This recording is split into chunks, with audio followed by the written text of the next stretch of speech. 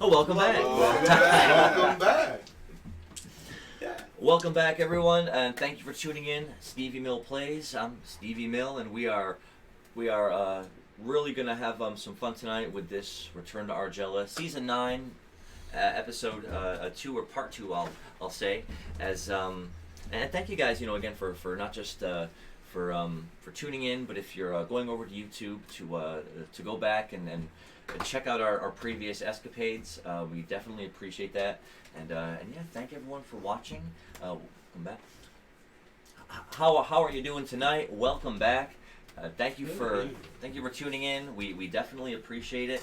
You can see we've got the beautiful ship set out that the company will be that they'll be adventuring on probably for the first little bit of the episode here. So we've got that all set as well, and hope everyone had a good Monday. As far as Mondays go, hope it wasn't too bad. If anyone had to work today, or if they are at work, or if they're going into work, well, hopefully your work is over for the day. Let me give a quick round of introductions, and then I'll delve a little bit into the backstory for the episode today. I am Stevie Mill, the forever GM.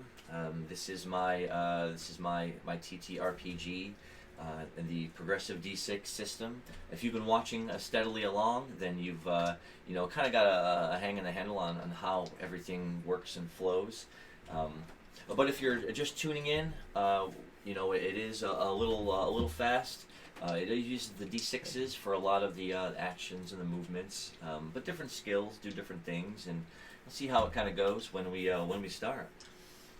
Went by fast, thankfully. Yeah.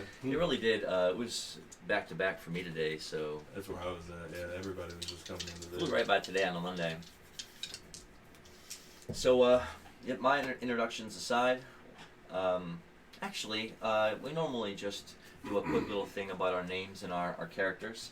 But as far as D&D and playing games like this, I'll say I've been playing them for a long time now, since I was a teenager, or even before then. So it's always been the kind of game that I've liked to play, and dungeon mastering always just kind of I don't know, just kind of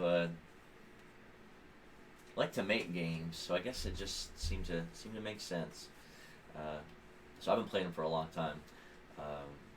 But we'll do introductions going around, and it is going this way. If you were to look on the screen there from the bottom, going up as far as the characters.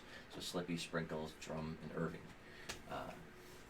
Yeah, go ahead. You can give a introduction about yourself, and as far as this D&D, or games like that, where you started or what you like. I'm Nehemiah. I'm playing Slippy, the Slime Bard. I've been playing D&D since probably maybe 2010. Nice. Stopped around 2017. Played Pathfinder, Anima, D20 Modern, 3.0, 3.5. And some homebrews. Usually try to do a mix of flashy, and I don't really care for power building as much. I'm just there to have a good time. There to immerse myself in the campaign. That does make a good conversational that people like to have about building like RP characters for fun, and then people who like the min-maxers who build optimum characters and go for OP strong characters, and kind of different players like still different. Good. It's still very helpful. Oh yeah, like you've everyone's building all willy nilly. Then we you've got to have both kinds. I mean, I think you've got to have both kinds. But then again, I guess that depends on the kind of game you're running, because I do watch a lot of Twitch D&D. Not just the popular, more mainstream streams, but I go through and I definitely spend time watching the smaller streams, like myself, up and comers or people that don't have as many views. Definitely, you've really got to watch as many as you can see, and as you can to really get a full scope of how people play and the experience. So you'll definitely see all different kinds, and you'll see games that are just all RP. You know, they don't really do a lot of fighting, hardly any, and they just go from place to place and hang out and talk. And then there's the dungeon crawlers who you'll see them for 4 or 5 sessions in a row, just grinding away in dungeons and in caverns and just. I support the dungeon crawlers. You support the dungeon crawl. You guys want to do a dungeon crawl? Nothing wrong with a good old dungeon crawl, right? True. So go ahead. Tell us a little about yourself. So I'm Sprinkles, the Gajit Rogue. I've played in several of Remy's campaigns before. Remy. Oh, Stevie Mills. Played in several of Stevie Mills' campaigns before, but Talking about magic. No. So you've played a bunch of different campaigns that I've done. Yeah, someone is Amy in the chat saying that remembered I tried to teach her how to play Magic, and that was a pretty long time ago. I've been playing Magic since 1995. Man, nice. That's when I was born. So yeah, you know, and what a fun game. And now there's if you want to play, if you ever want to play over the phone, or you can get MTG Arena, which is like the digital version of Magic, and it takes you through the tutorial, teaches you how to play, and we definitely hang out on there and play. So if anyone gets MTG Arena and they you want to try to play, we play all the time. I'm gonna get on there. So much fun, so much fun. I play. I'm not that good. Man. So good. Even it's just they give you free cards, Yeah. and you just Good game, great interface. Me personally, I'm not good at it. You should look up some deck lists and see if you can just cop somebody else's build for a little while. Oh, that's- I'm getting pushed. That's kind of what There's happened. nothing wrong with I'm that. starting to That's get pushed into the Yeah. middle. there's so many millions of people that make decks. Oh, It's yeah. just like go find decks that you like to play for sure. Like I used to just surf people's creations on, I think it's Mana Box, and I would just watch a bunch, check out a bunch of different deck lists and see what all everybody had in it. And dude, I built one, and it's still one of my favorite decks. It was my Dragon deck. I haven't had a Magic deck that I like as much. What a deck! Very fun. What a deck! So as far as all the different campaigns that you've played, I guess of my campaigns, which one? Have you had one that was your favorite, one that you liked the best? It's hard to say a favorite. It would probably come either between probably the Buddy or Rags. I really liked Rags, but I didn't get to finish it. My favorite Nice, okay. campaign might be one of the ones I never. Maybe that's why I think it's the best, because I never got to know what could have been. I ask because I know what you were trying to do in that game, so it helps me kind of understand what your characters are motivated towards. Because if I know who's playing the game ahead of time, you try to make it a little more suited to your character type, right? So. Yeah. So, and he was making a suit of armor in that game at first, and then using power stones, he was adding machinations to it to make it like a mechanized suit of armor. I have a Power Stone in the campaign at the brewery. Nice. I'm gonna end up putting it in that Hill Giants club. Okay. It's kind of just You should be like a 10 color or something so we can be controlled by a legendary fish. Keep the Power Stone? No, if you use that to control smaller, then have the fish commanded. Well, the Power Stone is it would just supply power to something, and we would have to or you can add it to something and Think of it like a rock that's has so much magical energy in it. It's like a battery, just like a power stone. So it just generates, and the science at the time was just learning to just trying to find ways to kind of use them because they really hadn't been turning up before then. We had to go dig up these ruins and find these old Power Stones and use them for stuff. I put several in my suit, like 15 or something like that. But it was pretty nice. Nice. Yeah, and it was so much fun, and if you ever want to make another character like that, or for people who ever wonder what kind of characters to make, as far as the scope of what you can do, I mean, something like that isn't out of reach as far as, building an incredibly kind of complicated, magical yet mechanical suit of armor with all these bells and whistles on it that did all this stuff, and it's definitely it's all good. It's all good to go. Yeah, let's host drawn it or not. Go ahead, sir. Toaster? Yeah. No, I could edit that. Though. I'm Drum, the Namekian Dark Mage, and as far as games go, I've just always, pretty much all my life, I always had cousins, my older brother, friends and family always played board games, video games. Even with online multiplayer, we'd still do a lot of split screen stuff. To this day, I mean, just on Friday, we were playing Mortal Kombat 2 on the Super Nintendo Entertainment System. So, that's always been a true way of bonding, even with, online multiplayer, doing stuff together in person, split screen, board games, all that has just been very, it's how people bond. A lot of friends and family throughout my life could get into it. Nice. And so, were there games like this? I mean, definitely not as, Well, I mean, I shouldn't say like this, but there are aspects of this game that would be other individual games. You know what I mean? That's why this is pretty awesome. This is the penultimate board game because it's everything. Especially when you account for night games and when we do the raving night games and when we find a game master. That stuff is Remember that episode of SpongeBob and Patrick where they were playing that made up game? It's it's not Tuesday, Patrick. This is like that, except it makes sense. It's complex, but it's very fun. So, it's not eels and escalators. Yeah. Oh, well, that's my favorite episode too. Actually, of all of SpongeBob. What a great episode! Such a good episode.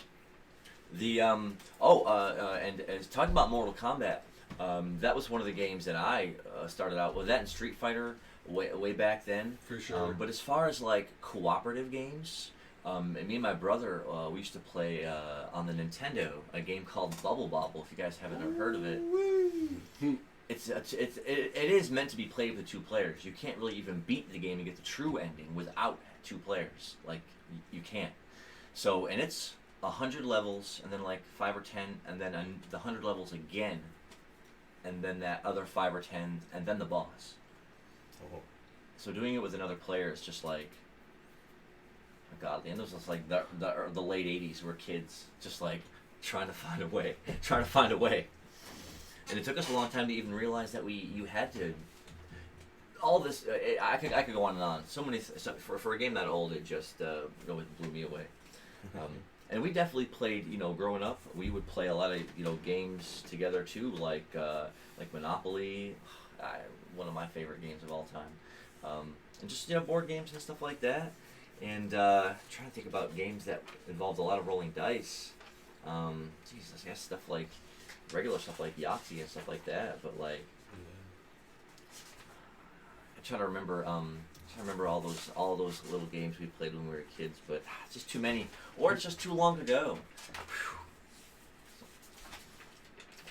One more introduction, sir. My name is Caleb. I play Irving, the avian monk.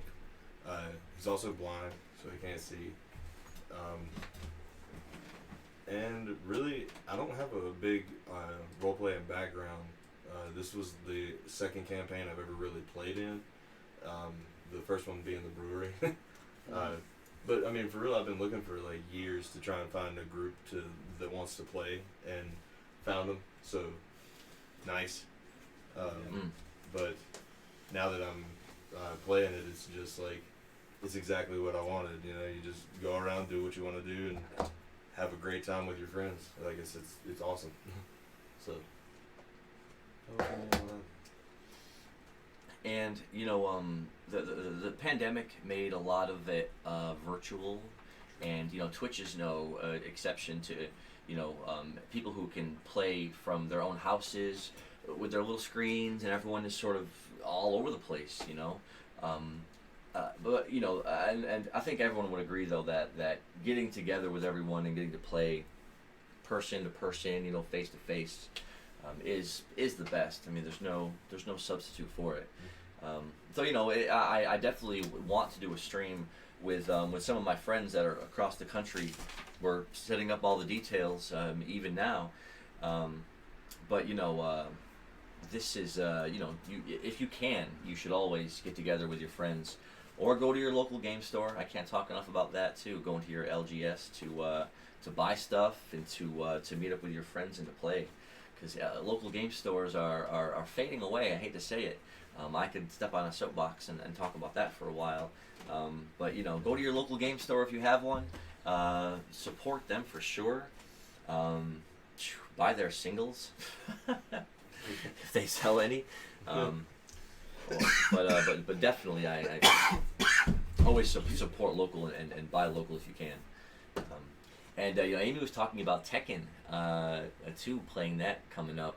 Look, talking about some Tekken, we many people in this group right here at this table are some Tekken junkies.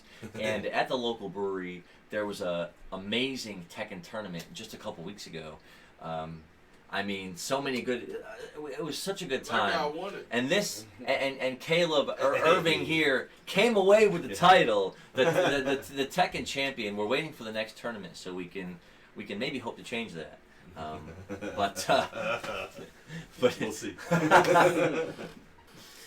But he was the grand winner. So hey, you know, and that can be other stuff that we can stream on StevieMillPlays too. You know, I set this up as a platform to play any and all kinds of games, though, you know, this is my passion and one of my favorite games to play.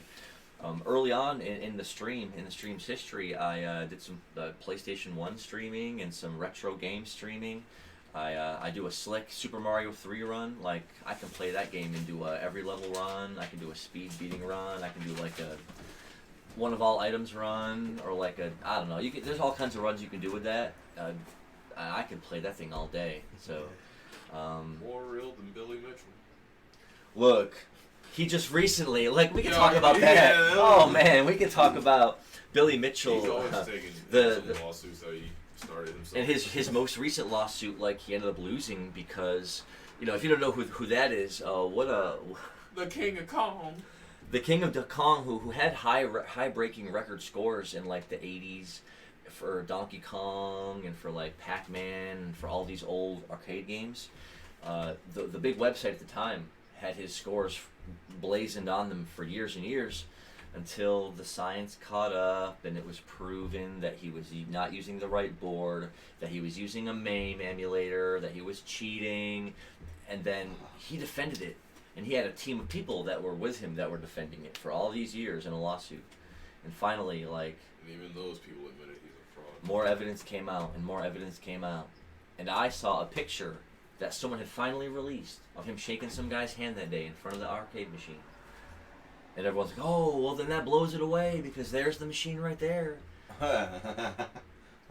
But the first expert that looked at the picture determined that even the stick had been modified to become an 8-point stick. Yeah. Oh. But the ones from that age were 4 points. Yeah. So automatically, it wouldn't matter if you played on it with a board or not. Anything you do on that wouldn't count towards the score anyways, because it's a modified. Jeez. Get out of here. But he got rich off of that name for all those decades, and so he made money and did appearances, and so like, Wow. the damage is done. Like, he's already like lived his fame for it. But I guess people need to know that. Down with the King of Kong. Bro, unreal.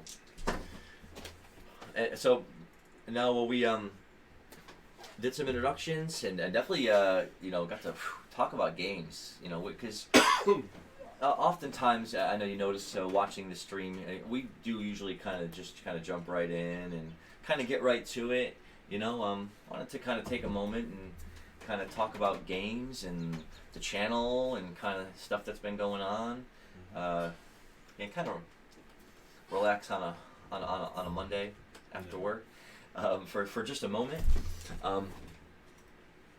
But if you guys remember, at the end of the last session, you guys were headed all the way around the coastline, headed all the way to All Rain Port. Forel, that gnome scholar, had arranged your passage to that ship, and you've been sailing on it now for a day and a half. So it's been a good day and a half of sailing, and normally I would have it to where you guys are asleep and I'm like waking you up, but it's already noon of the next day. We'll say it's there, and the ship has already been sailing, and you've been awake now for 4 or 5 hours of just the water, in the sea, in the ocean, in every direction. I'm gonna say I'm gonna do a luck roll, a luck check. Who has the lowest luck? Probably me. I am 2, 4. Mine's 3. I'm blind and unlucky. Isn't that great? Well, then I'm going to say you're going to be the one, and I'll say the 4 of you are on the ship, and it is a larger cargo ship with 3 stories to it, twice as wide as the average sailing ship, and easily half as long, because of just all the cargo it carries, all the people it carries. And so I'll say the 4 of you can start out your turns, because it's already noon, and so you can start out your turns just about to start whatever it was you wanted to do for your turn at any location on the ship. You're already awake, so no terrible heart-wrenching dream sequences or nothing like that. This is already the beginning of the day. You guys have already been. Put me in the crow's nest. Can I meditate on my dreams? Do you wanna- No, I'm kidding. I just thought it would be really fun. We have the crow's nest. Yeah, but He'll sit there. that's where I put it. We You can want? just use a demigod roll for that one. But yeah. You can sit up in the crow's nest if you want. Nice. And so Slippy's going to start out his turn. And again, to give a little, because wow, this is part 2 of episode 9, but we're coming up on 10 episodes, which is going to be over about 40 hours of of game and of play. And so I like to take moments to do those recaps and to kind of go back and talk about earlier parts of the story. And I'll do a bigger one for episode 10. But we'll just say that you've been traveling enough now with everyone. You've become more than teammates and adventuring comrades. You've become close friends with everyone. There's been sleepless nights out over the grass, and there's been tumultuous times in deep dungeons where you guys have been back to back struggling and fighting for your lives. You've taken down outposts, and you've sailed across the seas now, and you've gone through a lot of adventures together. So as you're perched atop the crow's nest, and this is a big, wide ship, so it does let you cast your gaze out over the water.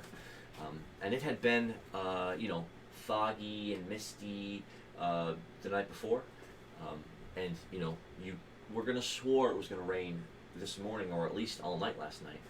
But the dark, ominous clouds seem to have held out, and it continues just to be another sort of somewhat foggy day with clouds overhead. You can definitely see out over the horizon, but there is patches of fog here and there out over the sea, so obscuring vision in some small spots. But you're able to look out. The wind sweeping up over your slime body. I was gonna say hair, but I mean, does your character have hair? No, does not. It has that little slime swirl. Bro, the wind is whipping your slime swirl. The wind whipping your slime swirl to and fro. I want to say. I'm just gonna play Scenic Vista while I'm up there. A little ocean sailing music. I'm gonna use the lyre, and the song I'm gonna have like you just told us, a recap of what me and the Zupinis LLC. You wanna play the Scenic Vista and sing a limerick about the travels of your adventures. Well, that's a 6. Nice. That's not bad. That's quite good. Are we new day? It's a new day. Yes, it is.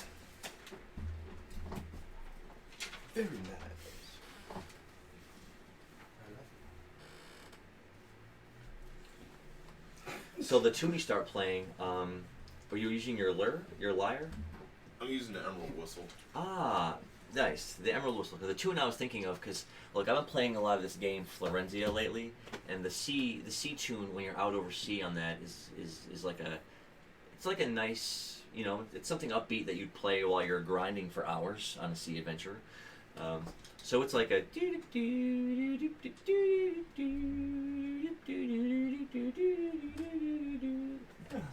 So, you know, again, because you're at the top of the crow's nest, playing it out into the wind, it's echoing all over down the sails and out over the ship for everyone who's aboard the ship really to hear. So you're playing it for everyone on the ship. And, boom! Oh. So while you're, Off the top rope. while you're playing that, you wanted to sing a song, a quick little song about your adventure so far? Yeah, I'll call it the Zupindus Memories. You say, let me sing about that time when I became more than a slime. But, and you sing on about, you know, the harrowing adventures and all, you know, it's got to be quick and to the point because the song itself, you know, only kind of goes on for like 20 or 30 seconds. But, you know, through harrowing dangers and through furrowing death, you know, friends and comrades you've made till your last breath and on and things like that. You know, getting somewhat heart-wrenching towards the end, you know, as those sort of tunes tend to do. But you, and you know, and we'll say that it actually increased the morale of everyone who was listening on board. I just start crying. So he's singing about me. So that puts it. So that was your turn and your action. Do you have any companions or any actions as far as checks you want to do for your character? Any dailies? Anything you want to do? No, just using the bard abilities. That's pretty much enough for me. You definitely got to, because you know cracking 8s and especially on tune too, because you've been unlocking a lot of skills just by tuning up the band. So actually, wow, so many people have high agility in this game. You have agility 6, right? Mm-hmm. Who else has agility 6? I got 7.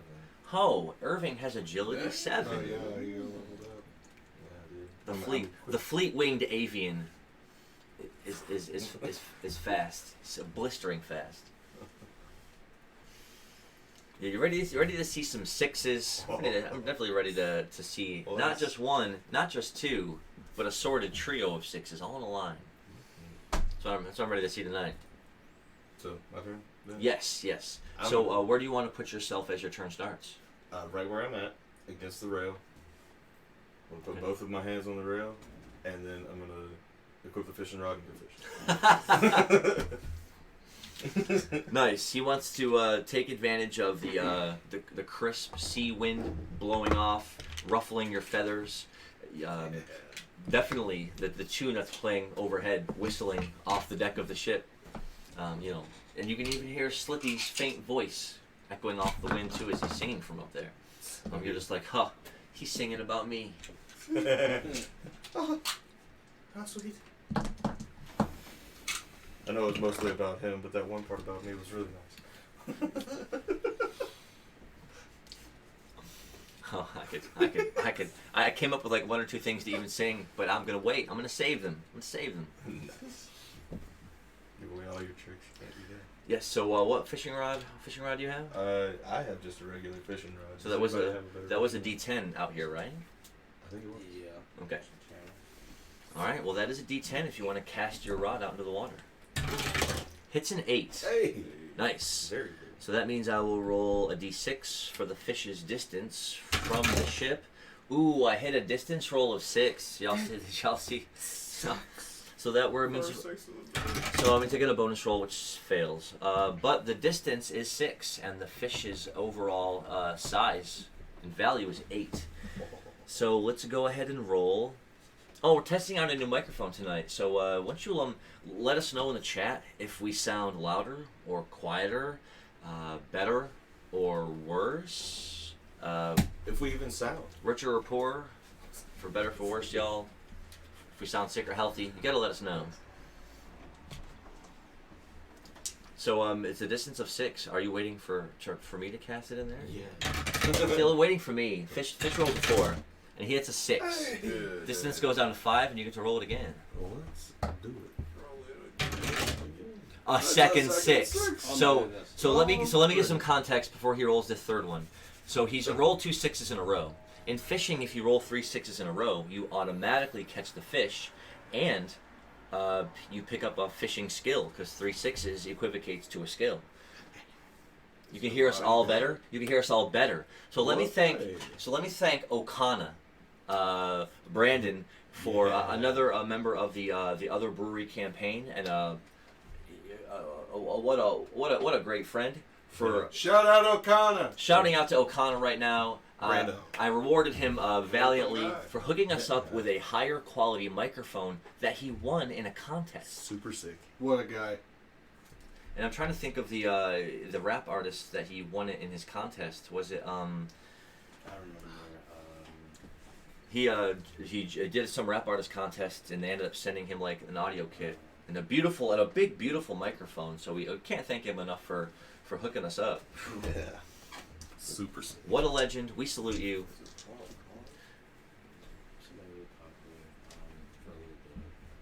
Hey.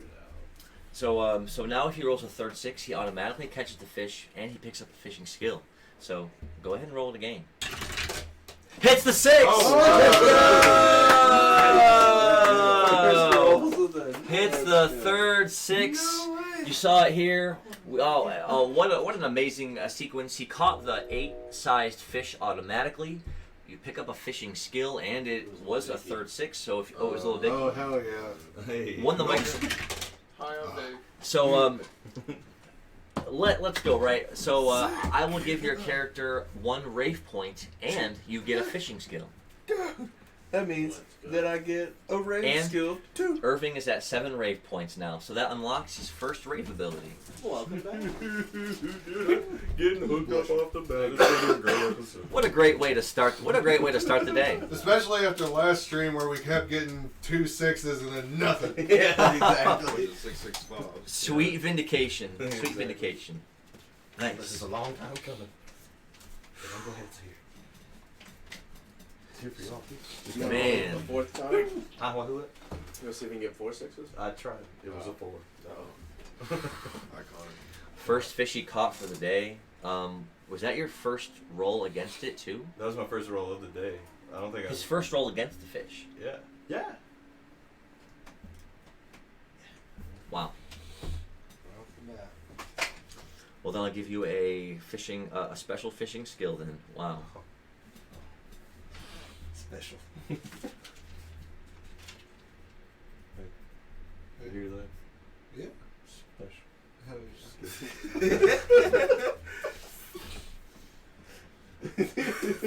That's right. Hey.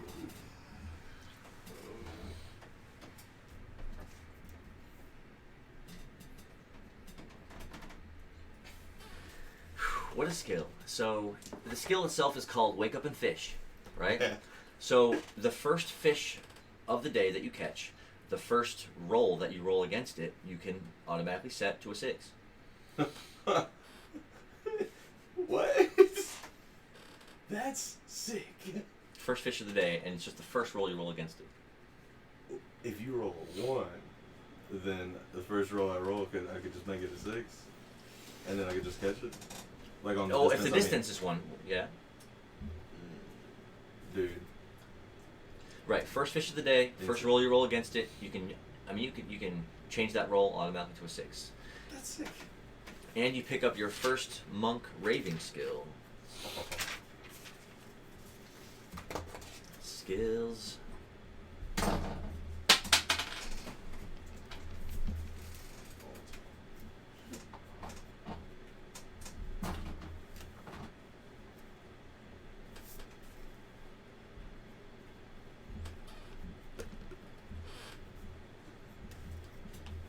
Let's see.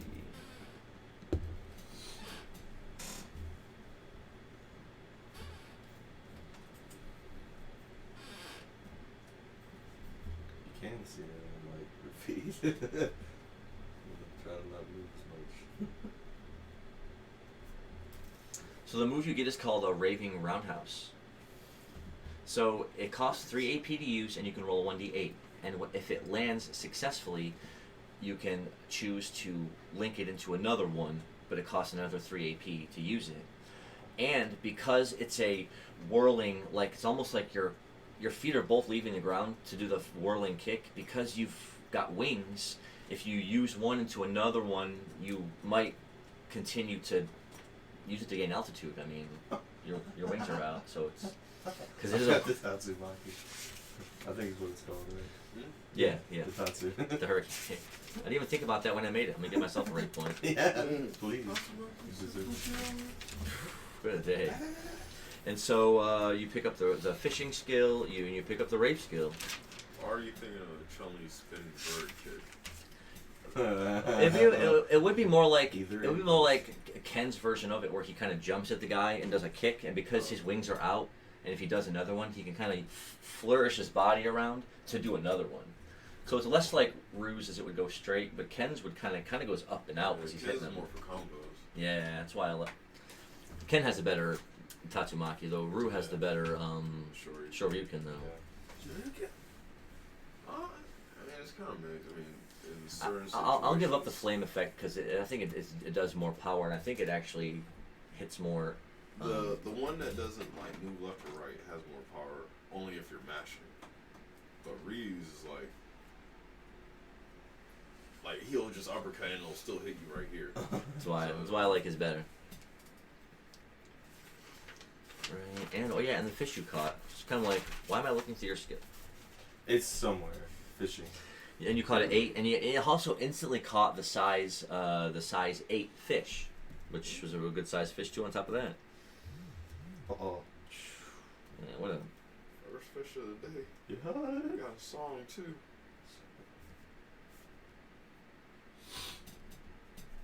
Can I use that skill on the first fish of the day size roll? And just make it a 6, like if I roll a 1 or a 2 or 3 or 5? it's gotta be that first reel. You know, I get it.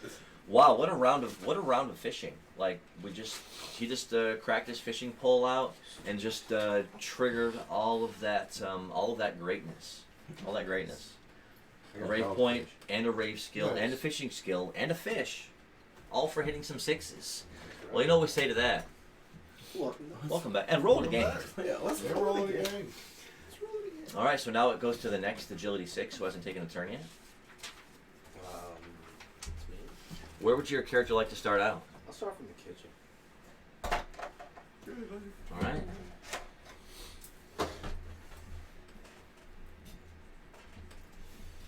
So in this ship, again, having 2 stories below the deck of the ship, you find yourself in the middle story, where there are some nicer rooms below deck that are set out for people who pay to travel on a cargo ship, or perhaps where the captain's quarters at, or some of the sailors' rooms. But off on the other side of the ship was the kitchen, where there was a short, dwarven chef there who was apparently responsible for making all the food for the crew, and he had a small, we'll say, it was a predolescent elven boy who was his apprentice, and so you start your turn out in that kitchen. Again, there's steam rising from a couple of cauldrons, making the whole room hot, sticky, and uncomfortable. The sound of bubbling water and clamoring pots and the chopping of items is both that dwarf chef and his elf charge are both busy at work, preparing some kind of lunch repast for the crew. Can I ask him if he can help me cook this 20 pounds of whale meat that I have? He said, "Stop what you're doing, 'cause I'm about to ruin." I mean, if they look busy, I'm gonna ask him if he Well, needs being help first, being I guess. NPCs, if you're not actively engaging with them, they're perpetually busy doing their constant cycle of NPC tasks in the background. Oh, well, yeah, I'm gonna break the monotony then. I've got a quick question about the whale meat. Is it like how fatty is it? Could I like boil it to get the like oil out of it? You know what I mean? Yeah, I mean it's whale. It is really to say it's a thick layer of the whale meat with that thin layer of that fat underneath it, and then literally the whale skin at the bottom. Like it's those kind of chunks that are served out to everyone. Okay. So it does have a thick flap of whale skin, maybe an inch or two of that fatty blubber stuff, and then like 6 inches of whale meat. It was a thick portion that each one got in their dividings. Yeah, I think everyone got 100 We'll see if I pounds. could. Yeah, Yeah. that's why I was gonna see if I could get some of it split up into like meat and then like a hunk of fat, and then like boil the fat down, and then maybe make it into an oil that I could put into a bottle that I could throw and light on fire. Whale bombs. Mm-hmm. Well, I mean, oil that you could use for any utility purpose, like making fires or I could- making torches, or you know, or using for trap. traps or in enemy encounters, making Molotovs. Yeah. You know, Well, I want to cook this whale meat, so you are in the That's- kitchen. can I? If he's too busy, can I ask him if I could just use some of the tools to cook it myself? Maybe some of the seasonings you have. So, available? if you wanted to start the turn out there, then I'll say that you've been there for I have a cooking. you've tool. been there for longer than just us jumping in on you as you started your turn. So because of that, I'm gonna have the dwarf chef already roll some reaction rolls to your presence. Okay. He rolls a 6, and but he knocked it into a. The apprentice came down, knocked his 6 into a 5, and then rolled a 1. So I was almost about to say that he was in a great mood for you to be there, but on a 5, he's just, I mean, he wasn't minding you being there. And so as you're kind of looking at one thing or another in your inventory, setting things out on a table for your turn, he's letting you as he's going about his tasks. Okay, that's fine.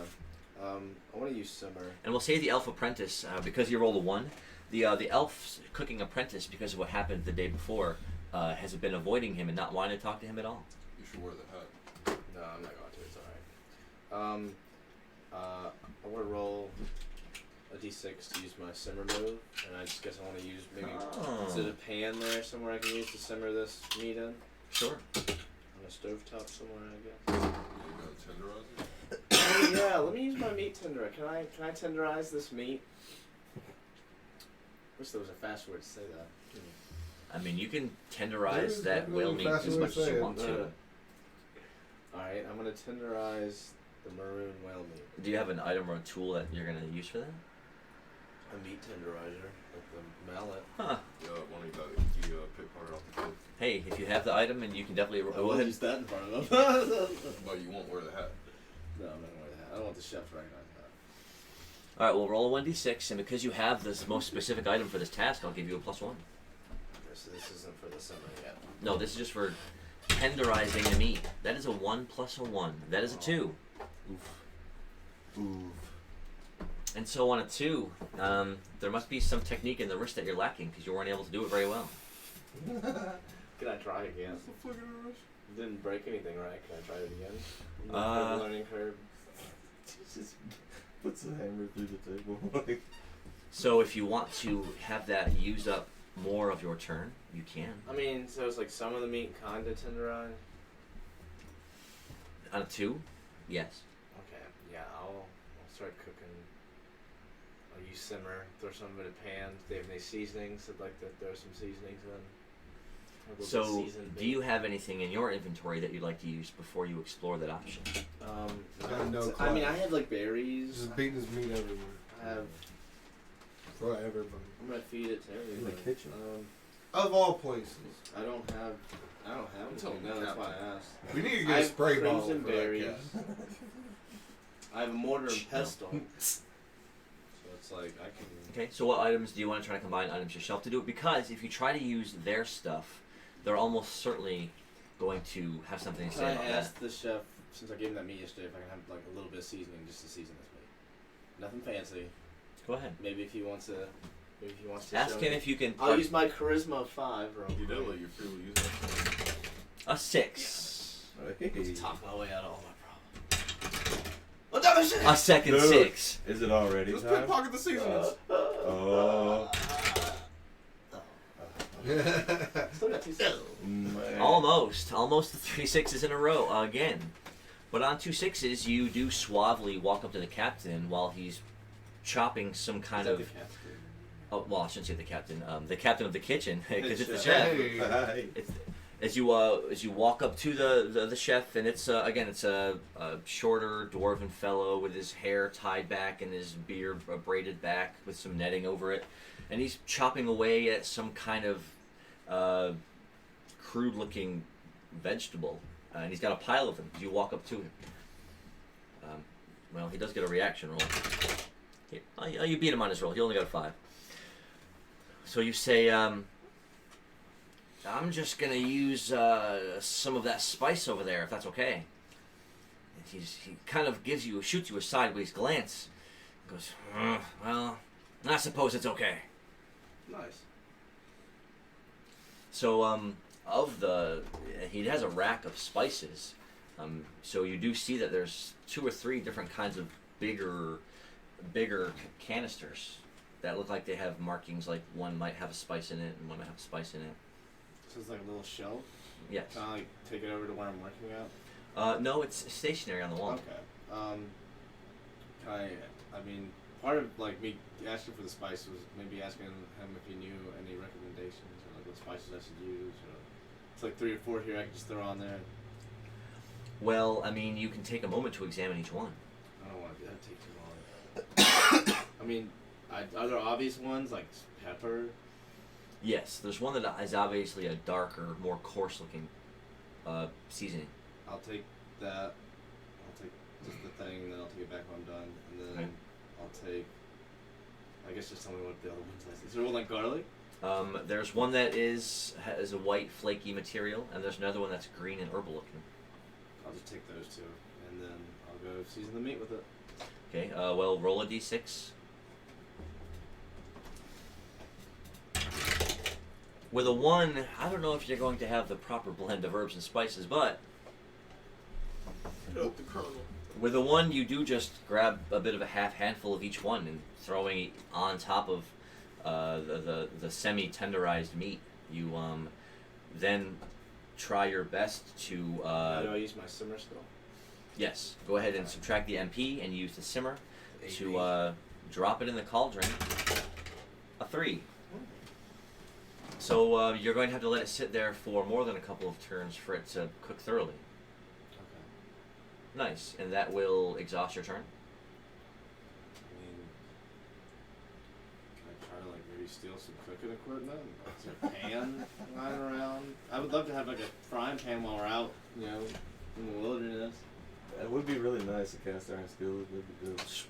A Dutch oven, something We can knock people out. So you can definitely Also, try. Dutch oven. If that's what you want to. You Yeah. can definitely try. If I'm allowed, yeah, because I can't really do anything else, I guess, otherwise. I'd like to do something else in my turn while that's cooking. Go ahead. I'll try. Should I use pickpocket? You can't really use pickpocket because you're not picking a pocket They or don't really. have any pans in a pocket somewhere? No, they don't. I don't think either character in the kitchen has any pans in their pockets. Okay. Alright, well, I guess I'll just roll a d6 and You just try never to get a know pan. until you check. A 3. I guess I can act like I'm gonna use it. Just kind of set it to the side. The chef rolled a 6. So, and you do look around in either direction. They both seem to be busy on the other side of the kitchen doing something.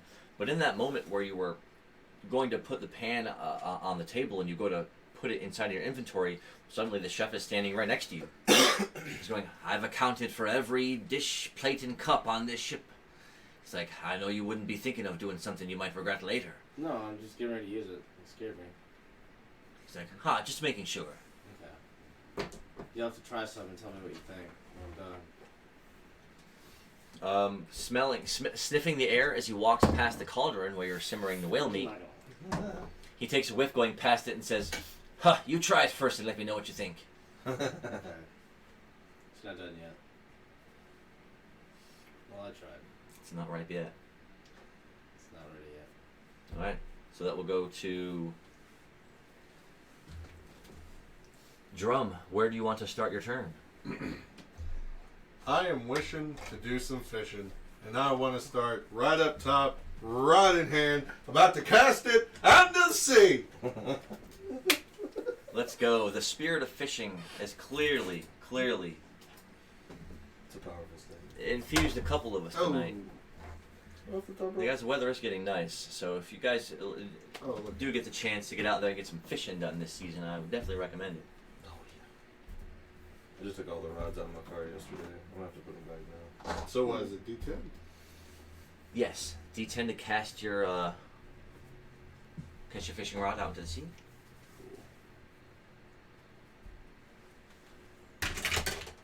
Hits a 9. Nice. Nice. Fish size 9. That means you get to roll a D8 for the fish's distance. Fish distance 4. Not bad. Not bad at all. Alright, are you ready to attempt to catch this fish? Yeah. Then let's go. Fish opens with a 3. You hit a 1. Fish's Oh. distance goes up to 5. Concerned, I say. I do declare. Fish at the 6. You counter with a 6 to tie. Hey. Oh. Can I use heave? First 6 plus 1. It's a passive. Yes, that turns your 6 into a 7, winning that point, taking it down to 4. Do you both still get a reroll? Yeah, the fish rolled a 6, so it gets a bonus roll. It fails the bonus roll. Yeah, do you want to roll a bonus on it? Yeah, of course. It's a 1. Oh, Alright, next round. The fish's distance is a 4. He hits a 6 again. good lord. Counters with a 5 that time. It goes back up to 5. Fish rolls the bonus. It misses. Alright, go ahead. Fish hits a 5 on your 3. The distance goes up to 6. It's always disappointing when you see a 3 at distance and you think it's a 6. I'm trying my best not to... Ooh, fish hit a 5. Oh. Ties with a 5. Sorry for elbowing. That's okay, dude. I should have been able to Ooh. Oh no. Knocked my 1 into a 5 and landed a 2. Fish's distance goes up to 6. That's a 7. Gotta get closer so you get better. Yeah, man, let me move this out the way so you can actually see, so you can see the number, so you can see the dice. Fish hits a 3. You counter with a 3 to tie. Slime splash. Oh, that's yours. I know, I keep doing that. Ah, Fish's distance goes up to 8. Roll my 6 bonus. It fails. Fish is drawing further and further away. Oh, yeah. Looking at Nice, wins a 5 on a 3 to bring it back down to 7. We'll say going into turn 8. Right now it's like trying. Nice, wins a 5 on a 4 to bring it down to 6. Going into turn 9. Nice, wins 3 on a 2 to take it down to 5. Going into turn 10. nope, that's yours. Oh, I keep doing that, bro. Goes back up to 6, but then takes a fatigue point at turn 10 to go down to turn 5. Ties 4s. Whoop. Wins, goes back up to 6. Dang. Ties 1s. No way. Nice, wins a 3 on a 2 to take it back down to 5. Going into turn 13. Nice, wins a 6 on 5 to take it down to 4 and roll it again. Ooh, 5. A 6 again to take it down to 3 and roll it again. A second 6. It goes down to 2. Dude. For the skill and the catch. Ooh. A 5. Oh man. I knew it. I don't have the ability. Can I roll for it anyway? You can have if your character has a metaphysical moment where you just to see what would happen. It won't really have any effect on anything though. Hey, you know, it's all for fun and games. And that's a 2 anyway. It doesn't do it. Drops a deuce. It is down to 2 though, as it's closing in. Nice. Down to 1, and this is for the He wants to catch. get the Y'all should get the harpoon. Who has the skill with the harpoon? I do.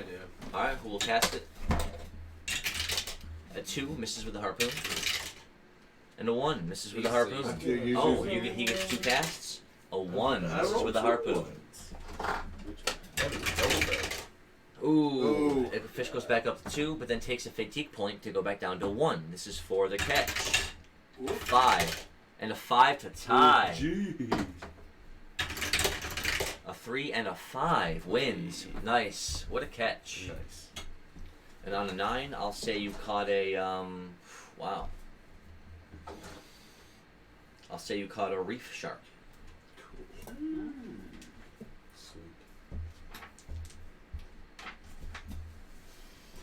nice. I already have one of those, so that's 2. Hey, excellent, excellent. Well, I don't know where my pencil went, so can I get that one? I don't know. It did disappearing act on me. Houdini pencil. Sheesh. Phase of existence. Nice. So one quick fishing excursion, one fishing that took just a little bit longer, and then we had some cooking and some scoping out of the crow's nest, playing music. So everyone's taken one turn. So do you guys want to take another turn of a basic action? Or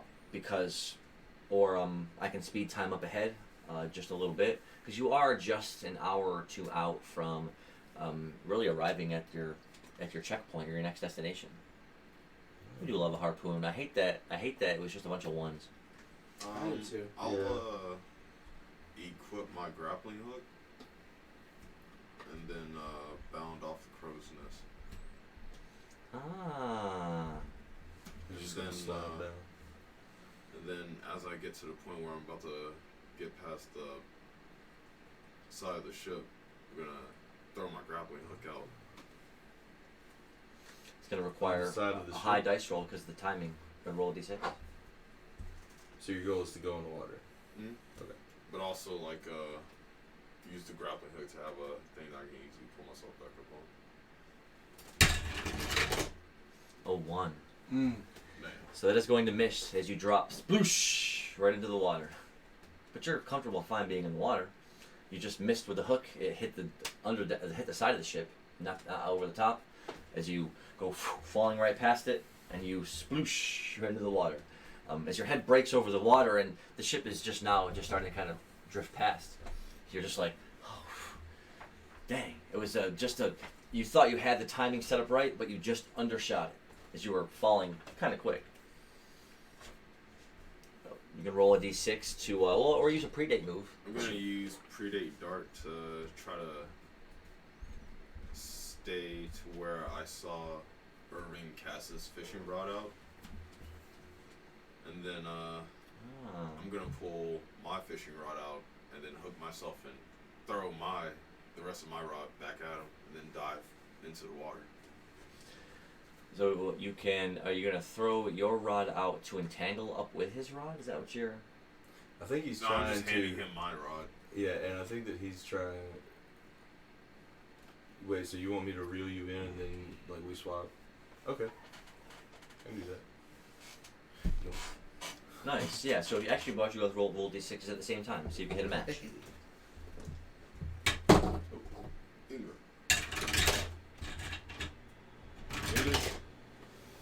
A 3 and a 1. A 1 again. Man.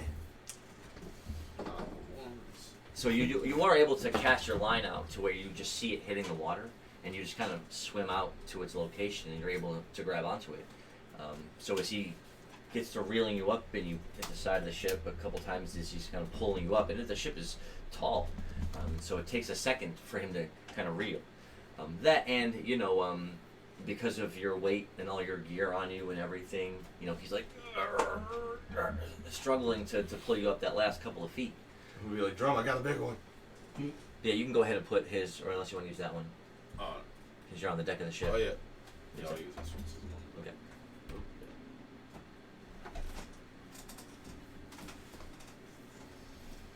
So that will set it up to where, if anyone wants to do any additional actions or take anything before you arrive at your first destination. Can I fish again? Yeah, definitely. I'd like to do You can definitely cast it again into the depths. that. May I have my D10? Why do I have to see? Why are you asking me? Someone needs to shut me down. Shut me down. I'm gonna trade to Irvin my 5 shard. What? For what? What do I have to offer him for a 5-shard? 5 so shard. you can man the fishing rod while I use myself. It's a 2. You're gonna give me a 5-shard? Yeah, I would either give like one of the random It's crewmates a 4 for distance. Oh, 100 goodness. mil. Well, it's because it's pretty dangerous. Like, what if you pull a whale? Bro, 5 shard is insane. Bro. That's so useful. It's like Dude, you're the One man. goes up to 5. Yeah, they're Thank worth you. a lot. Well, it's also a good way to like. Be I mean, yeah, if using you it. want him 5 to to a use 3, it down to save a you, 4. it's interesting. Yeah. I'm not gonna use it better to save yourself. Mm. Ooh, 4 to a 2, back Well, up to a that's- 5. A The bully 5 is shard working X for me. 2. 'Cause now I 4 to got 3, two back of up to a 6. I think I got a 3. Huh? I think I got a 3 one. I have 5 shards. Ooh, a tied Oh, 6. thank This thing. I have 1 3 shard. What's the bonus? Double check myself here. Yeah, I had a 5 shard. Bonus fails, so the tie off. Nice, a 5 on 1. That's 2 away, so it goes down to 5 and then down to 4. Very cool. 5 and a 4 goes back up to 5. I will definitely do that. You're the man. A 1. A 3 goes back down to 4. Ooh, a 3 on a 2 Dang. goes back up to 5. And turn 5.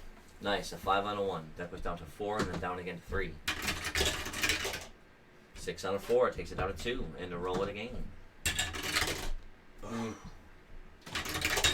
It's 5 on a 3 takes it down to 1, and this would be for Cat, the catch. duck, harpoons. This would be for the catch. She's calling for the harpoons. Harpoon 1. A miss on a 2. Harpoon 2. A miss on a 3. Oh.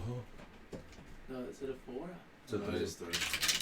Next harpoon, a miss on a 3. But we matched that. Can we get like a missing? Nice, that is for the catch. Nice.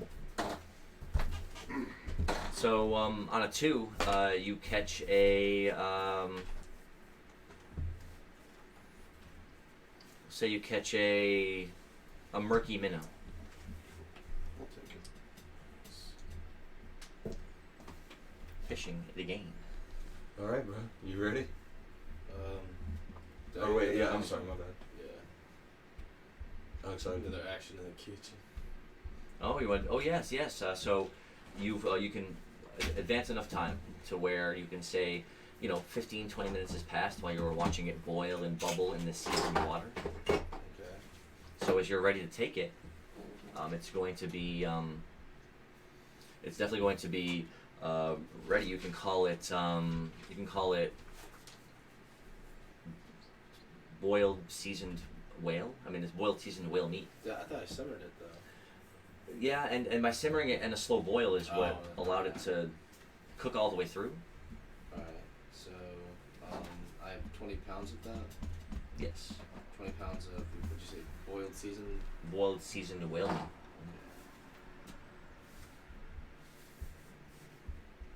Can I try some? Just a little bite.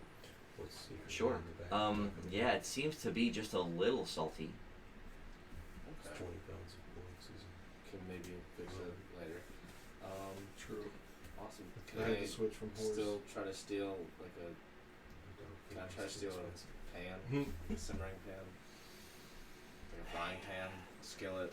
So he definitely caught you the first time, and Can I offer to buy one from him?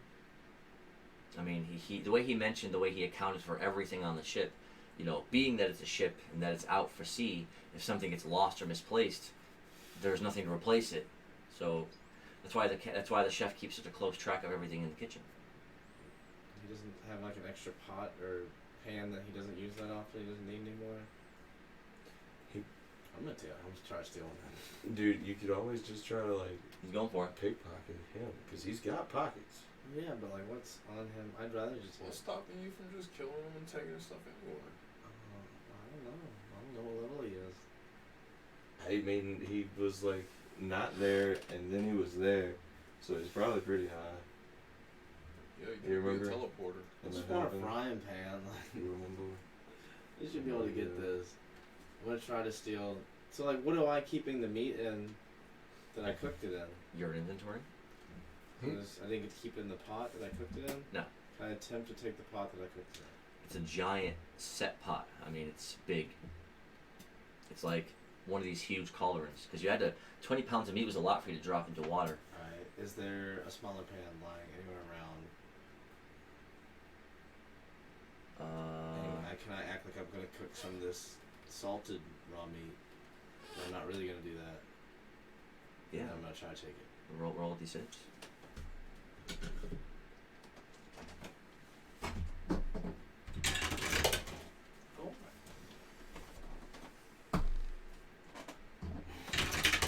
A 1. Let's go. You are successful that time. Yes. It's a saucepan. I have a saucepan. Nice. Nice. We could make some some guacamole. You know, walk. Walk. Alright, now I'm just gonna try to pickpocket the chef and get out of here. This dude. this freaking. I don't know, Rudy's looking at me. No, I didn't mean to look at you anyway. You can do what you want to do, my I'm friend. scared. It certainly won't come back and bite you on the ass. I've already gotten everything I want out of here. Got the meat cooked, seasoned. Beat his meat, cook his meat. I have a saucepan. You're showing the chef skill. I have a skill. I'm gonna leave. Okay, you're done, set. Yeah, did a little extra fishing, cooking. Is there anything else you wanted to do before the ship, sort of the event starts? I want to cast him overboard for like a fishing role. Yeah. Use him as bait. That's what he said. So because you can't really do it as a regular casting roll because of how big and how large you are. So you can do a move and dive out from the water, and if you want to try to land in with the line and kind of go out and sink for a while and see what happens. Dude, grab Wavy boy grab rolls my a line, six. go back up to here, and jump off and like do predate dart off. Oh, welcome back. Welcome back. Welcome The Ravy boy back. himself. We'll roll it again. Say the man rolls his six. Wait, do you have like rope? Yeah, I've got a bunch of. Because I could use your rope and my grappling hook to extend the range of the grappling hook, and then just use that too. As the fishing hook? Hmm? That makes sense. We could do that. I've got heavy coil rope and a regular coil rope, so we could do. Which one has like more length? Is the heavy coil rope just like thicker rope? Yeah. That's right, because I stole it like from one of those ship tie downs over there. The single coil of rope will probably be longer because the heavy coil of rope is like, from what I'm imagining, it's holding ships down, so it's like this thick, you know. Alright. It's a big one. We'll use that, and then I'll predate. I'll bound off the side of the ship. Nice. Sweet. And I mean, once you're out there, you can swim, so we can swim it out as far as we want to go, technically, right? That's true. Okay, cool.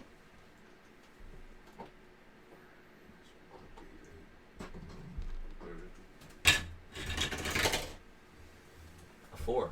So you do bound out 8 feet, falling for just a brief second before you splash into the water. And again, it's the cold sea water that just engulfs you for that moment, and there's that shimmer of bubbles. And then it's just the murky green and blue sea as you start sinking, the thick rope behind you expanding out further and further as you drift away from the boat and then start to sink. Though, curiously, as you start to sink, you can now see the bottom. It's only about 30 feet down, so must be, and you did he did just catch a reef shark. So that might be an indication that, yeah, because you're close to your destination, that you're not out in deep waters. I'm As gonna trick the fish into thinking we are in deep waters by using predate song. Go ahead, predate song. Hey. There's whales in these parts. Oh, that's a 4. Predate song is a 4. Huh, nice. And that's a technique that he uses where he just lets out like a slow droning, like a whale song. So as you're, in the reef, you're just, as loud as you can under the water, right? And so that echoes, it reverberates off the side of the boat because of how loud and how droning it was. And we're going to see if it caught anything's attention. Oh, please. Roll good. A 5. Oh, no, I knocked it into a 2 and a 3. So, I was going to say, you didn't really notice anything as far as big fish or anything as you were sinking for a while and then sort of bouncing occasionally off the bottom of the reef as the long line is dragging you behind it. And your breath lasts you a good more than a couple of minutes because of your slime anatomy. So as you're underwater for a while, bounding like this, looking around for any sign of motion or movement, roll a d6 to investigate the ground around you.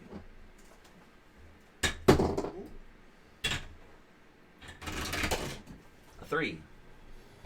So you notice, rocks, and as your body's hitting it, it's knocking up some of the silt and the bottom of the sea, kind of clouding it up a little bit as you're bounding along it. But you do eventually kind of bump into something that shifts a little bit and moves.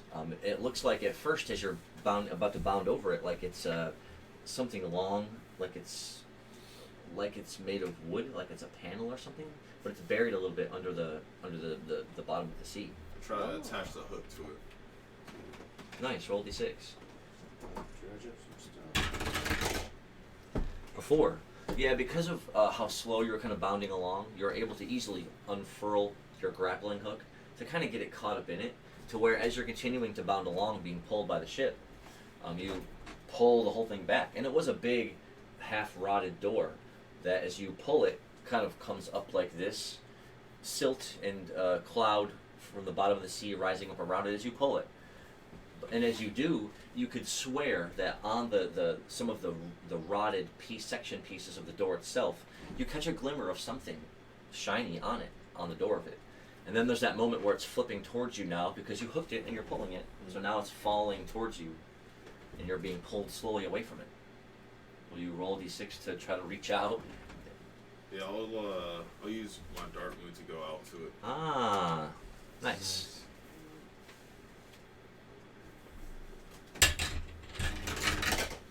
A 6. Nice.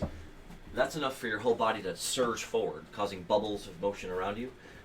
As you almost reach out, punching a hole through the rotted section of the door. It had been underneath the sea for so long. You punched your hand through it, grabbing, and as soon as you got close enough, you definitely saw what it was. It looked like it was a like one of those eyepiece things that you hold up to a door to see through it. But the whole thing looked like it was made out of some kind of gold or some kind of shimmering metal. So as you grab it, what is that thing called that sits inside of a door that you can peep through? A peephole? A door peephole? That's what I was called. I guess that's the item that you... Probably is like a fancy name for it. Yeah. I'm sure there is a fancy name. Anyone in the chat know the name of what I'm talking about? 'Cause I can't even... I have no clue. So it is a door peephole that you could put in a door, and then you could use it to view through it, and then other people, of course, can't see through the other side. But it appears to be, as you're now getting bound away from the ship pulling you, you open up your hand and move away some of the wood and the debris.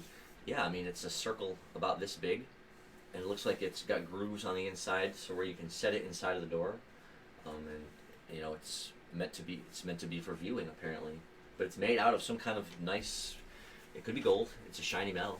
Did Slippy just get a monocle? Gold people. Yeah, it's just peephole. Seems to be it's like peephole, spy hole, door hole, magic eye. I can put it in Magic there. eye. Sounds like a People lot call of it a big magic windows. eye. A door viewer, Sounds like A an door innuendo. viewer? aperture to synonym. Oh, an In your aperture. window. Aperture. An aperture. Oh yeah, I Hidden think that's magic like the eye. German term for like what. It's like a hole. It's like Yeah, It's your like a chocolate hole. eye. It's an aperture. Yeah. Used Wow. to sentence the bell ropes pass through the apertures in the ceiling. How did you The know bell I have ropes. an eye mold for It's chocolate? just like a hole. There's Yeah, another synonym that for isn't hole. specifically a hole for a door. For viewing, though. There is. And it's peephole is the- the Shocking that right there's side not of like a common name for that sort of thing. You and I are talking about two different things. That's true. Curious. So that will So as you found that, you grab it, holding it, and you're like, it's just a weird item to find. Curious, but it could be valuable. But that would be, and looking around in the reef as he's pulling you along. I mean, it's pretty shallow to where you can see, 30 feet up to where the surface of the water is. You don't really see a whole lot around except for the green, bluish water and your own trail that you've been leaving in the clouded dust of the bottom of the sea. Small little fish darting here and there, but apparently you're so close to land that, this isn't a place or a spot where big fish would likely go to a lot of the time. I'm not saying it's impossible, but at this time of the day, you're looking around and you don't see really anything big. I'll Continue to troll the surface of the reef for loot. Yes, sir. We are loot junkies, something like that. Oh, hey, there's nothing wrong with a loot junkie in a game like this. If you play D&D, and you're all about getting that good loot. I'll attempt to use predate song again. Nice, go ahead. Let us see. And while he's down there and I'm reeling in, can I send my canopy crow just to do like a surveillance around to see if he can see anything? Like Sure. Kind of big shadows in the water. Hits or the anything? 8. Oh, Roll it again. oh. A 6. So this time the whale song that he does is a bleeding, like just a long, drawn out, and you're doing it with such intensity that even the people below decks on the ship can feel it reverberating against the against the walls of the boat, and they're just like, you're just, whoa. And you wouldn't notice this, and so only, I guess, of all the people that are in the group, only Drum on the deck of the ship would even notice this. But as you were staring off the side of the ship after doing your fishing, you then just see off in the distance a big whale just breach out of the water, spreading its huge fins, and then sploosh landing. I mean, that was like 300 or 400 yards out though. Like, it was way out there. It's just surprising Got a that longbow? it just happened. Oh yeah, he does. Surprising that it just happened like that. So, I mean, kind of rare to see, but yeah, definitely caused a whale to show up in response to your song. But because of the water, it can only come in so close. So that was where it was at when it broke the waves dramatically for just a moment. The whale. Nice. He just summons the fish whenever he wants. And if only I could learn to talk to him, I'd be like, the water's not shallow over here, you simpleton. Oh yeah. Who told you that sand wasn't water? Sand is water. You can switch If your you get over here, you'll just push it out the way. Trying to beach whales, dude. A couple hundred pounds of whale meat. That's true. We'll butcher it right. So you'll have to finish the action by either breaking the surface of the water once you need to breathe. Because now as soon as this ends, the main event is going to trigger.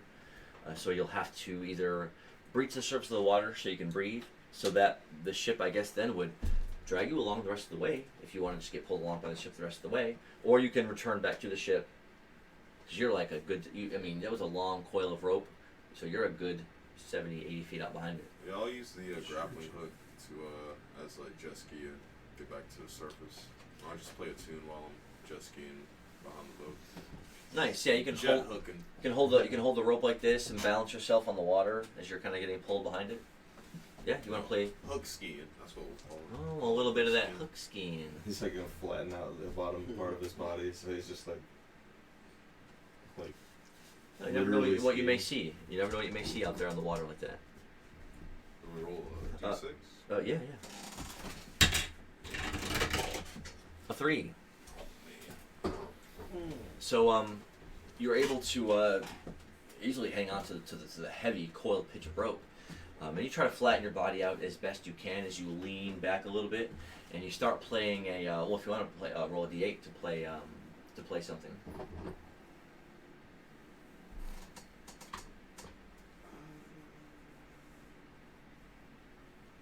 Oh, I'm gonna play the classic, The Approach. With a 7. Hey.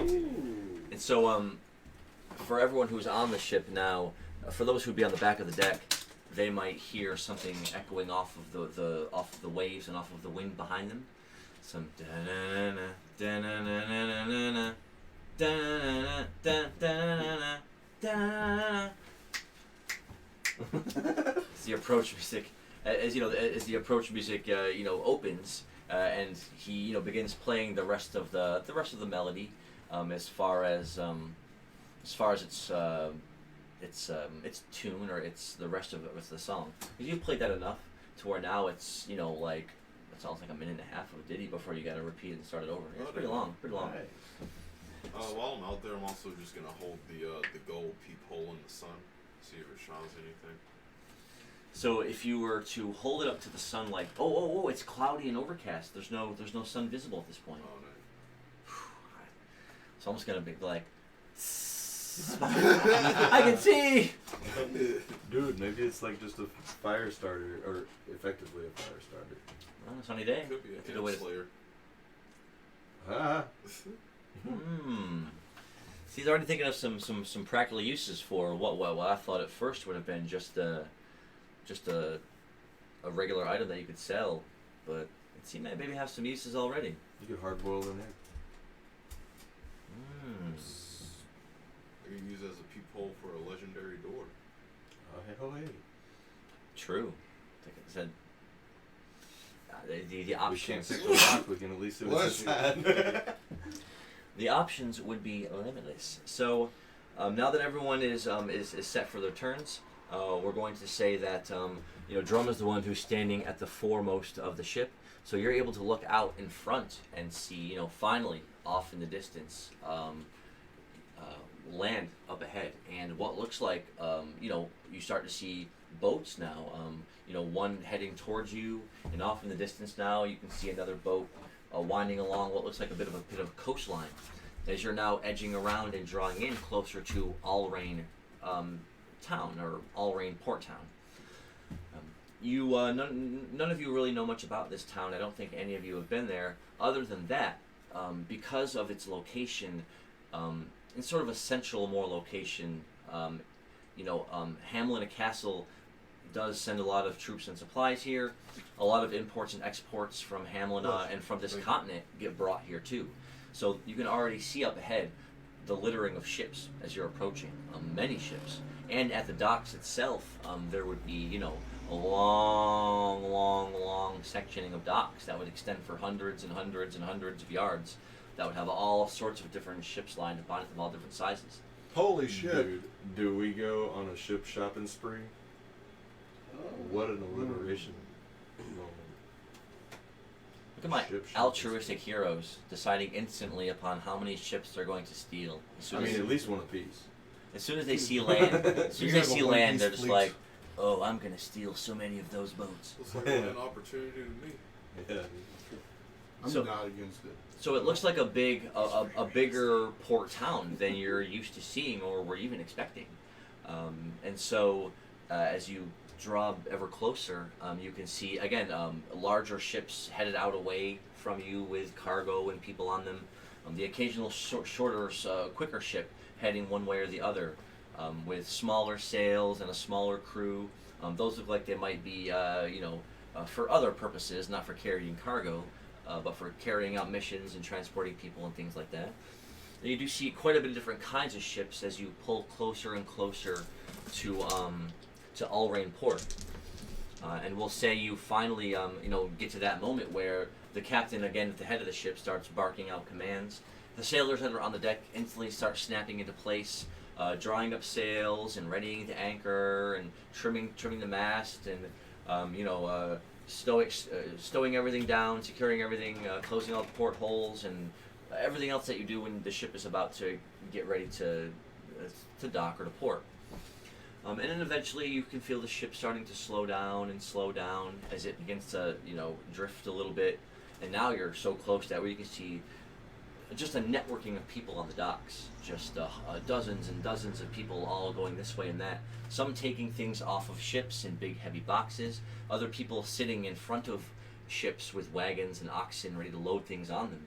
You see people selling things out in the middle of the docks, and behind it, Allrain Port is just a big, squat, flush, wide, networked section of buildings. And you see a bit of a street here and there as you're approaching on the water, but overall, it just seems to be a big town that's just nestled right on the plains. And it's up in elevation, maybe only 10 or 20 feet from the docks themselves. hard wooden stretching of old-looking weathered planks that just make up this massive, sprawling dock. And you can see of the dock works again as this ship pulls closer and closer. You can see that it's pulling in and out to the side as it's drifting up. Being a cargo ship and having a lot of cargo to unload, it pulls up sideways so that the ramps can unload and dock hands can start unloading cargo, and it can facilitate it faster. The ship eventually does slowly up against the docks. Instantly, the sailors over here on this side throw ropes over. One hops over as one gets the plank ready, and it's such a fluid sequence of motions. They appear to be quite professional in what they do. So he's a recruit next to me. Yeah, dude. Uh-oh, don't tell Sprinkles that. He's got D12s. He's got D12s ready for such a thing. We gotta recruit him before he pickpockets. Why not do both? Sir, we'd like to recruit your pockets. Or at Either least work their for us or contents. we'll rob you. Or at least their contents. Give it up. So you can hear the lively cat calls and yells, and you can hear just the commotion of all these people on the docks with the bright, bustling, raucous sound, rumbling of people and sounds, livestock, the smells of the salty sea air, of course, and the wind, but you can smell sweat, and you get the occasional waft of meats, and you can smell the glimmering of polished steel, and all these different sights and smells and sounds all come into your senses as you view Allrain Port City for the first time. And so, then I'll put everyone on the deck of the ship. Are you coming back up on the deck there, Cooking Mama? Yeah. All right. 1, 2, 3. And a skippy. Oh yeah, you were still hanging out way behind in the water. So you're like 100 feet behind. But as the ship pivoted around, you felt yourself slowing down to where you kind of almost have to either swim the rest of the way or dive under the water and just kind of, cover the distance the rest of the way. And you can roll D6 to see if, again, for an investigation roll, as you're covering the rest of the distance. Yeah, I'll swim under the ships. A 6. Nice. Roll it again. Shoot you. Whew. You got it. A 1. A 6 is definitely enough as you go back below the water a little bit, and you have to kind of take the rope off of you, and it's going to be just hanging from the back of the ship for now until you recover it. Extra I'm anchor. pulling it back in as soon as it goes. Okay, then make sure it's back in your inventory and everything's set. So you do cover the rest of the distance as not as quickly as you can, in long strides, enough to see the big underbellies of all the boats all above you. The water here is only about 15 or 20 feet deep, and it does come up to a bit of a slant where the boats are all setting. Bless you. Thank you. And you definitely see all sorts of discarded things lying down here at the bottom. A lot of it seems to be covered up with silt and murk and dirt, and where you really can't tell what the bumps and things are. But you can definitely see as you're swimming past the hilt of something that had maybe dropped down into the water and stuck in, with only just there's a little bit of silt and a little bit of dirt on it, but it's a cord wrapped hilt of something as you're swimming right by. I'll attempt to grab it. Reaching down at this, because again, it's just you're kind of grabbing it as you swim in that direction, and you go to pull. I mean, it just pulls out to be just a regular-looking copper short sword. I'll keep it on its sheath and swim with it, and then attempt to create a dart out of the water onto the dock where the ship is. All right. To make like a dynamic entry. Oh, it's going to be a dynamic entry. All right, let's Dude. go. Being that it's copper and been in water for so long, has it started turning green and stuff? Yeah. Yeah. Because that's freaking sick. I want that sword. I'll buy it from you. It's like Granted, I won't be able to see the cool Hits green. the 8. oh my god. Let's Roll go. it again. Go ahead and get 3 8. Hits a 3. But 8 will be enough for definitely quite the dynamic entry. If this is the ship up against the docks, then these would be sort of the dock workings themselves. So as everyone is kind of getting off the ship and just boarding, again, the three of you were just people bustling all around you. The sailors from the crew already kind of coming down, unloading things and grabbing boxes. The whole dock is just alive and buzzing with commotion and activity.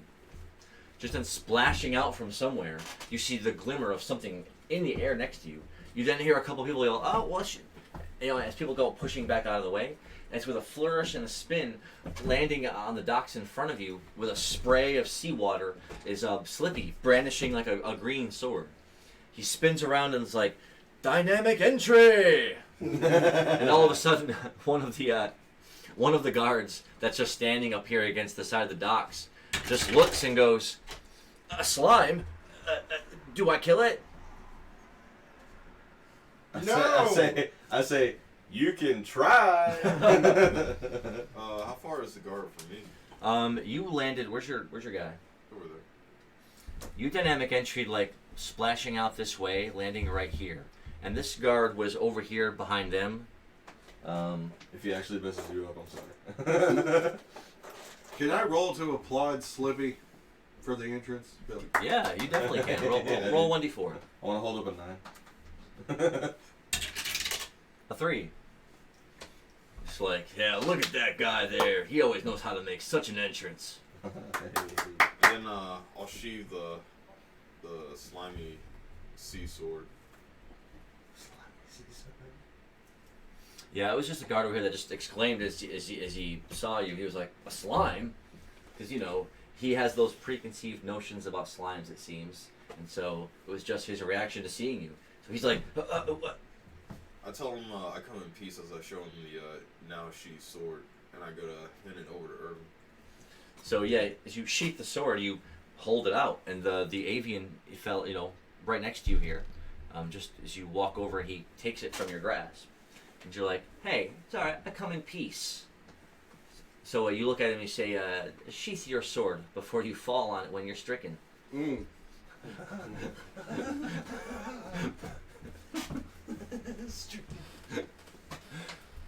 So he looked at you like he wasn't quite sure that really just happened, like you said that. But then he just kind of just resumes his post, just kind of staring straight ahead, like in disbelief.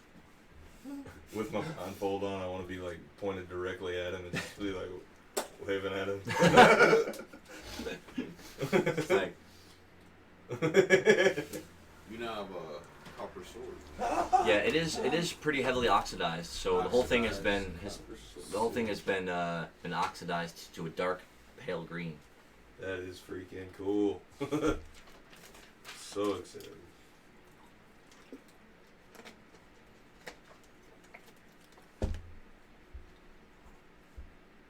I'll tell y'all why that's so cool to me during the break. Part of me wants to kick that guard into the water.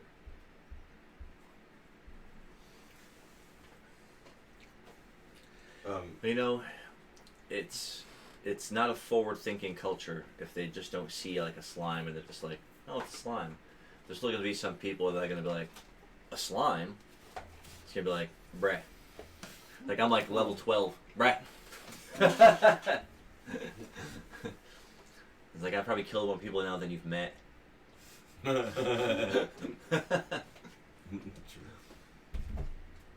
use fluttering attack. I'm just 3 and 14. Is it the one over here? In Sure. Ballsville? Yeah, it's this one up here. Alright. Yeah, I want to do it now before I forget, or before like I place the order and like on my phone to forget and have to go in and do it all again. It was a good timeout. Yeah. You said it's gonna be ready in 14 minutes? Yeah, 14. So yeah, we're gonna take intermission just a little early tonight, and it might be overall a bit of a shorter session because of just the nature of the sailing and landing in a port. You guys are gonna get the afternoon really to hang around in Allrain Port Town before the ship again is going to leave, restocking, resupplying, heading across the ocean straight east for across Akamotion to Shunrin Port. From there, you guys have to make a short trip to Rakapa, where there's a dungeon there that Floral is sending you to.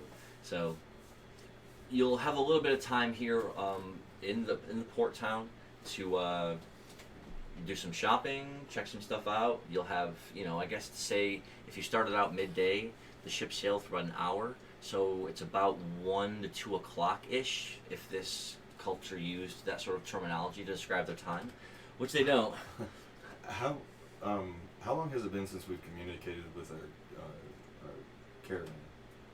Oh, thank you for reminding me, because I made it in parentheses on my notes.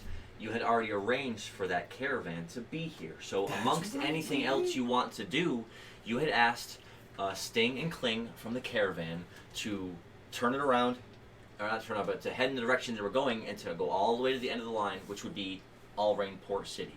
So they'll be here for you. And not only will it be Sting and Kling, but it will be that scholar girl that you picked up in the Recluse. Yeah.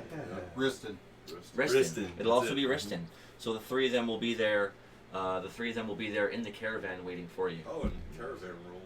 You can roll for the caravan, or when you arrive at the caravan, you can have that gratifying moment of hitting them up for money. Let's do that. Yeah. Like, hey. To be like, the landlord's back. Time for the rent. We should meet up with them before we go shopping, and then go shopping. Yeah. That's a Some good wisdom idea. there. Some wisdom. So so we'll set that up. See, we're in 11. So actually, we'll set that up, and then we'll go into the intermission. That'll work out the timing perfectly. And so as you take in the sights, the sounds, and the smells of Allrain Port City, there's a myriad of things that you can do. It is a port town that you've never been to before, so even the docks themselves are bustling with people selling things and a couple of shops and kiosks here and there. But mostly it's people, sailor types, bustling to and fro with cargo and supplies, things getting loaded off of ships, things getting loaded onto ships. The whole thing is just a bit of a mess of people going in one direction and the other. There are a couple of streets that lead up stone ramps into Allrain City itself, and you can see the buildings already set up there. You can already see an inn. It looks like this inn is called the Whiskey Jar.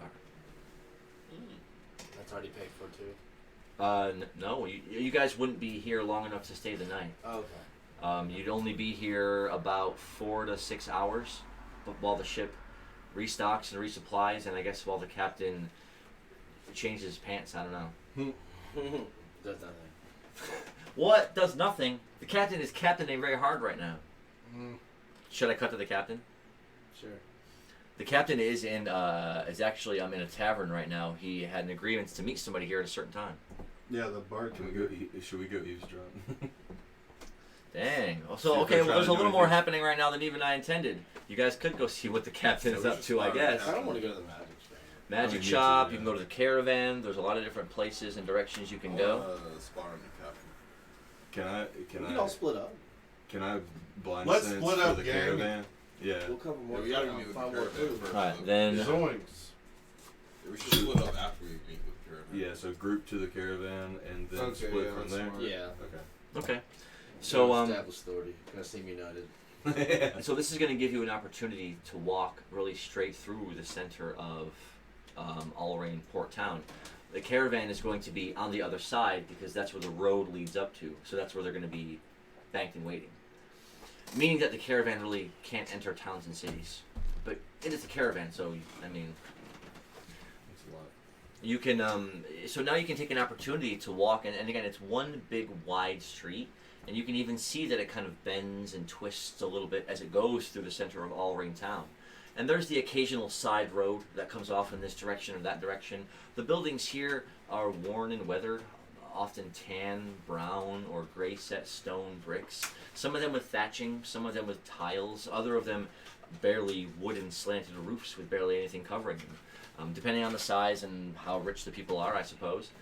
But it's got all different kinds of buildings and all different kinds of shops. And even as you're walking up the center of this wide street, it's just like a cacophony of noise. People talking excitedly one direction or the other. Sailors, you can hear them catcalling. The occasional oxen cart trolls through you and pulling supplies in one direction, while on the other side of the street, it's a double horse-drawn carriage pulling cargo towards the docks going the other way. So it's just a busy afternoon day in the middle of Allrain Port Town. So to which this merry rogue, this plucky thief, licks his lips as a little drool just drips off the side of it. That look you gave me, like, before you said that. As he I says, was like, ah. he says, "Oh, my loop sense is tingling." Let's go. I'm gonna use Very pickpocket on someone who looks like they have money. Toss a In their slob pocket. to your, toss a coin to I'm your. gonna smack his hand. Hits the 8. Oh, it's free! Shoot!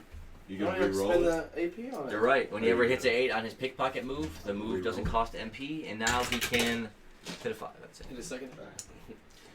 So, with all the commotion, all the bustling, you're able to, as you're, walking with the flow of the crowd headed towards the caravan on the other side of town, you're able to easily bump up against a richer, older-looking man with a heavy, gruff white beard, thick white hair, and like an artisan's beret cap, and he had on thick, covered-up robes, and a heavy satchel over his bag, and you just like bumped into him, on accident.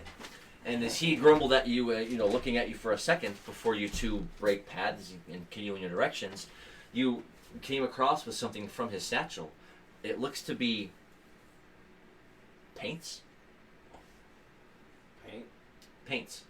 It's like you ended up with 3 little canisters of different colored paint. 3 canisters of paint? Yeah, they're only about this big and this big around. Okay, we can use these to paint the caravan. So, perhaps that guy was an artist. Well, I'm an artist now. You should see if that artist He's the artist could now. paint our logo, our Zoo Pindus logo. Should we You commission can find anyone in a city like this. There'll be access to more stuff, better stuff than the Well, I'll towns take you've his been in paint. before. So think about the kind of stuff you guys want to maybe buy or sell in this town to take advantage of that time the best. And so as you arrive and as you push through, seeing shops, inns, the magic shop, item shops, all sorts of different kinds of places, and fish shops and tackle shops and all sorts of, because it is a port city. And you see not only guards from Allrain, but you see Hamelina soldiers too, walking in 2s and 3s, intermingling with the crowd. So Hamelina has a presence here as well in this city. So you see all of that and more as you get all the way to the other side of the town. It takes more than a couple minutes to walk all the way across it. And as you do, and you get to the other side, you see more stables and warehouses and other bigger buildings where horses are pent up, carriages are repaired or built or designed or commissioned, and that sort of thing. So as you walk up to that section, and you can see to where the big wide town gate is, and it's wide open at this time of the day. And so if you were to really just kind of look right outside the gate, you would see your caravan nestled there as close as it can get up against the wall, with some guards standing there arguing angrily with what looks like Kling. He's standing there arguing with the guards. Of course. As you walk up to him, Kling is just like, and we should be able to park as close as we want. It's like, we're on important business. We've got people to... Masters! Finally! Welcome back. Welcome back. As soon as he says that, you suddenly see Sting's face pop out from behind one of the covered wagons. He goes, they've arrived! Scurrying around with his scrolls in his hand, he's like, oh, we have much to discuss. There's been many transactions that will need your instant approval. And he's already like getting stuff out, and like preparing to go over stuff with you. And then on top of the wagon in the back is Riston sitting on top of it with a book laid out over her lap. She looked like she was trying to get sun, but because of the cloudy day, it's not succeeding at all. She apparently doesn't seem to have a whole lot of, because she's been a scholar her whole life, we'll just say she's, as she's poring over that book and she looks up at you guys, she's like, oh, you're back. She says, I've almost running out of books. Oh, we gotta fix that. We're in a big city. We're gonna get you some books. Nice. And so as you walk up to your caravan, sitting outside the outer wall on the eastern side of Allrain Port City, you start to converse with your caravan mates and take a moment to take a breath after walking through and seeing all of scenic Allrain Port Town. And there is where we'll take our intermission. We're going to go take a necessities break and get some dinner. And we will be right back in just a few moments. We'll see you This